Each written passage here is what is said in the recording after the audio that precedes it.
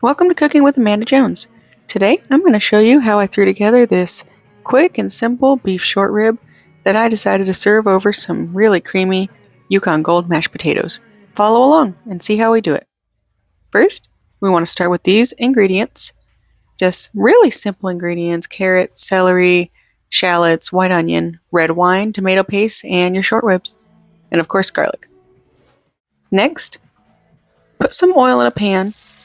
And you're going to start by just searing all sides of your beef short ribs. Just a little bit. Don't worry about cooking them all the way through. Once you sear each side and you can brown them a little bit, move them to a plate. Do this in batches if you need to. That way you don't overcrowd the pan. If it's overcrowded, they're not really gonna brown much. So see, as you can see, I just did them in different little batches. Once those are done, in the same pan with the same leftover oil, throw in your onions, shallots, garlic, celery, and carrots. And go ahead and I like to cook this down a little bit at first, just for like maybe 4 or 5 minutes.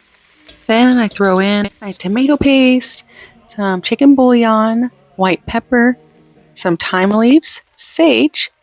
We're going to add rosemary as well as some bay leaf, but I throw those in after the meat gets put back in the pan.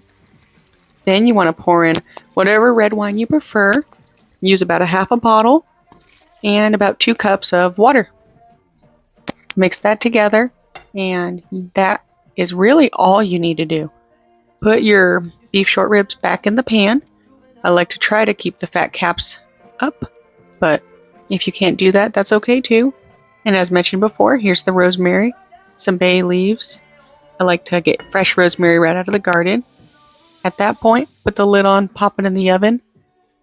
Start your mashed potatoes, and when it's done cooking, it should look something like this. It only takes about 2.5 hours.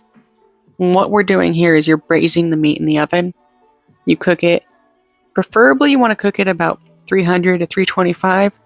I did this at 350 in about 2.5 hours, and it came out so nice. The house smells so good.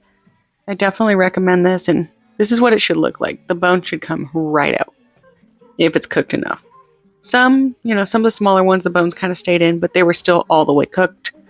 You want the meat to be cooked enough where it's not shredding into tiny bits, but at least where, it's falling off the bone and coming apart a little bit. And then to make the gravy, strain out everything from the remaining sauce after you remove the meat from the pan. And you're going to cook that down. I'd say I cooked it maybe 5 or 10 minutes here. And you just stir.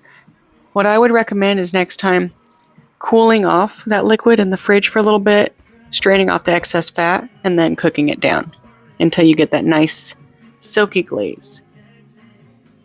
Once you have that done, make your mashed potatoes on your plate, top it with your beef short rib, and of course, some of that gravy. Pour it right on top. This was fantastic. I definitely recommend it. It's super easy to make, and these beef short ribs, they'll never fail. They're a hit. Enjoy!